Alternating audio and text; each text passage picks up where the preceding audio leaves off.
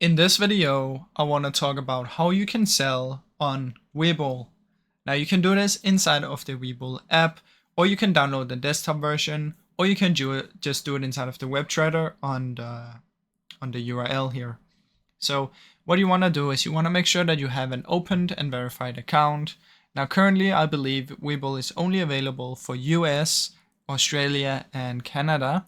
So make sure if you're inside of there, otherwise you're not going to be able to create and verify your account. Now once you've done that, you want to head over to the web trader and from in here select the stock that you want to sell.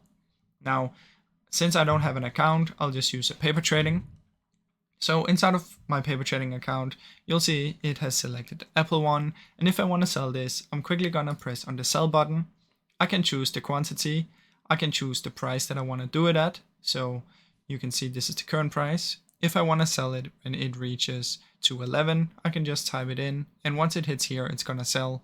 And that is how it's done. Now, I really hope you enjoyed this short video. If you did, please leave a like and subscribe as it helps me out a ton. Thank you so much for watching.